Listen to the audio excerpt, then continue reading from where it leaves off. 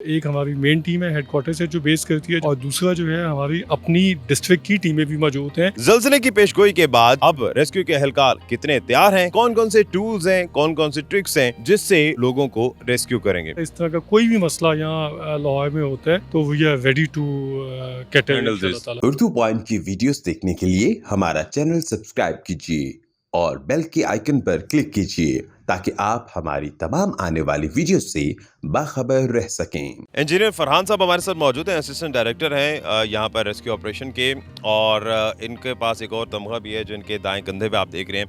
United nation certified हैं और तुर्किया में जब ज़लज़ला आया था फरवरी में, तो उसमें ये टीम लेकर गए थे और कई तुर्क बाशिंदों को इन्होंने बचाया था, बल्कि हज़ारों की तादाद में। तो वैसे ही पाकिस्तान में तो माशाल्लाह बड़े जाँफशानी से काम कर रहे हैं। इत्तेफाक ऐसे है कि वही डच साइंटिस्ट हैं जिन्होंने वहाँ पर तुर्किया में पेशगोई की थी, पाकिस्तान में उन्होंने की, आप भी वहाँ पर देखिए वहाँ क्या हालात थे। थोड़ा हमें उस बारे में भी बताएं, कितने लोगों को रेस्क्यू किया, और आपको तो काफ़ी तजर्बा है इस तरह के आफात से निपटने का। इसमें यह था कि जैसे हमें इंफॉर्मेशन आई थी कि अर्थक्वेक आया है तुर्किया के अंदर, और ये फिर हमें एनडीएमए ने इंटीमेशन दे दिया था रेडी होने का। बेसिकली हमारी रेस्क्यू टीम के अंदर कुछ 50 बंदों की एक टीम है जो यूएन इंसराक से सर्टिफाइड है, और ये जो इनकी ट्रेनिंग थी, ये सर्टिफाइड होने के अंदर ये इनको 5 इयर्स लगे हैं। और जो इनके लीड कर रहे थे वो हमारे डॉक्टर रज़वान नसीर साहब हैं, जो यूएसएआर के जो कमांडर हैं। उनकी कमांड में हम लोग ने मूव किया था टर्की के अंदर, और 50 बंदों ने जब उधर मूव किया, बेसिकली उस जगह पे ऑपरेशन का इशू हमें नहीं था, मगर सबसे ज़्यादा जो हमें इशू आ रहा था वो वेदर का था, क्योंकि फरवरी में हम लोग गए थे, बहुत ज़्यादा ठंड थी और सारी की सारा जितना आपका जो एरिया था वो बिल्कुल डिस्ट्रॉय हो गया हुआ था। हम लोग कैंप्स के अंदर भी रहे और जिधर हमने बेस ऑफ ऑपरेशन भी लगाया।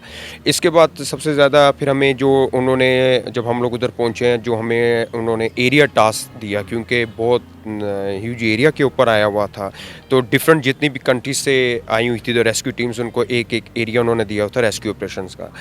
जो एरिया हमें उन्होंने दिया, हम लोग जब उधर ऑपरेट किया, ऑपरेशन जब स्टार्ट किया था, तो हम लोगों ने उधर से एक बिल्डिंग थी, वो बिल्डिंग कोलैप्स हुई थी जिसके अंदर 2 लाइव विक्टिम थे, मियाँ बीवी थे। उनको हम लोगों ने 24 आवर्स के अंदर अंदर ऑपरेट करके यहाँ से हम लोगों ने निकाला।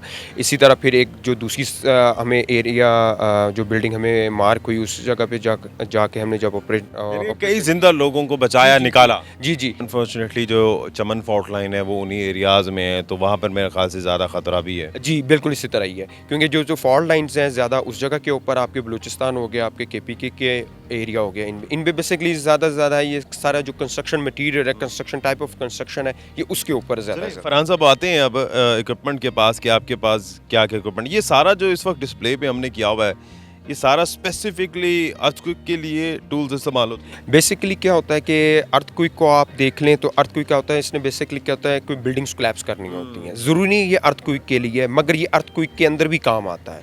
डिफरेंट किस्म के हमारे पास इक्विपमेंट्स हैं, जिसके अंदर अगर आप ये देखते हैं, ये हमारे पास है कि एक सर्च कैम है। ठीक है।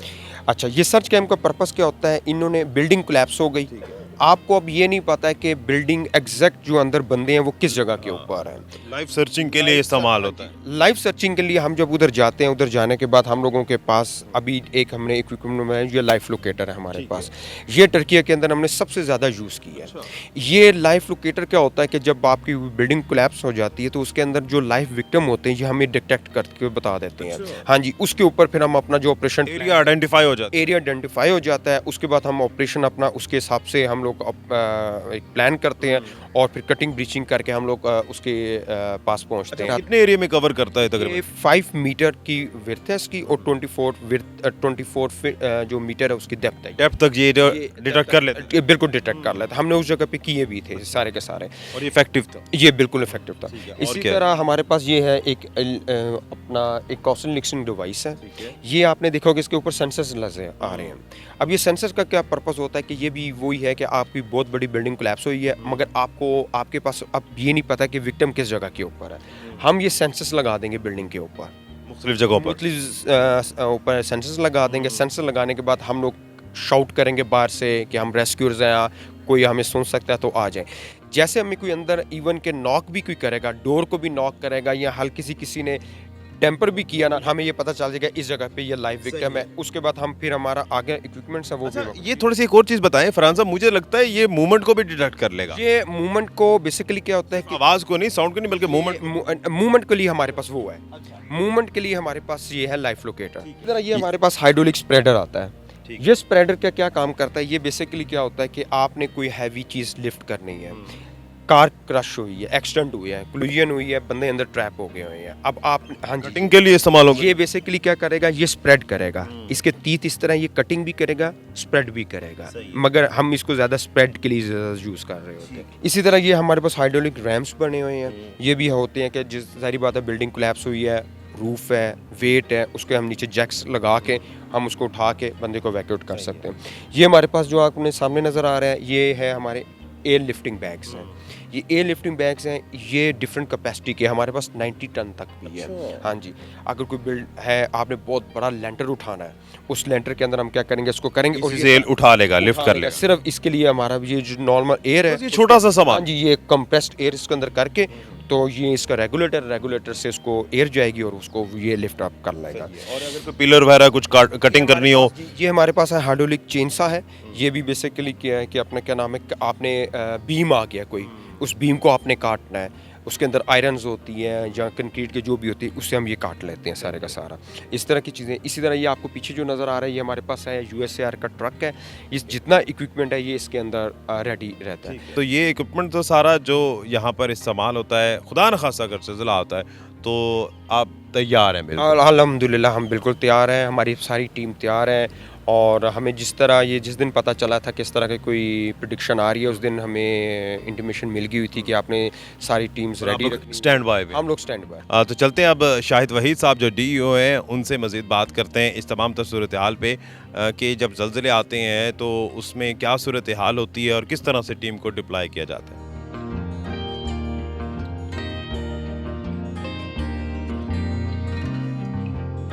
कितना ख़तरनाक हो सकता है अगर खुदा न खासा ये प्रेडिक्शन सही साबित होती है, जो फॉल्ट लाइन जो आइडेंटिफाई की है? जी, अगर देखा जाए पाकिस्तान को, उसके जो जियोलॉजिकल फीचर हैं पाकिस्तान के, तो आपकी चमन वाली जो सबसे बड़ी फॉल्ट लाइन यहाँ पे जो मौजूद है पाकिस्तान के अंदर, जो कि तकरीबन 900 किलोमीटर जो तवील चमन लाइन जो है हमारे पास, जिसमें एक दफ़ा 1935 में जो एक ज़लज़ला है जिसमें कोयटा सारे का सारा उसमें जो था वो रबल कन्वर्ट, अफगानिस्तान के भी कई से इस फॉल्ट लाइन में के बहुत सारे इलाके इस फॉल्ट लाइन के अंदर आते हैं। तो ऑब्वियसली अगर वहाँ पे जो प्रेडिक्शन जो डच जियोलॉजिस्ट ने जो प्रेडिक्शन दी, अगर कुछ होता तो खुदा ना खास्ता वो ज़्यादा इफेक्टिव हो सकता है, उस वो वाला रीजन जो है। पाकिस्तानी टीमें जो हैं वो रेडी हैं इस वक्त, और एक हमारी मेन टीम है हेडक्वार्टर से जो बेस करती है, जो कि इंटरनेशनल लेवल पे रिस्पॉन्ड करती है, और दूसरा जो है हमारी अपनी डिस्ट्रिक्ट की टीमें भी मौजूद हैं जो कि फुली इक्विप्ड हैं, जिनके पास rescue vehicle, rescue equipment, collapse and search and rescue की इक्विपमेंट सारे का सारा अवेलेबल है। और जो अल्हम्दुलिल्लाह जो स्टाफ है सारे का सारा वो भी ट्रेंड है इस तरह के काम में। अगर खुदा ना खास्ता इस तरह का कोई भी मसला यहाँ लाहौर में होता है तो we are ready to get it इंशाल्लाह ताला।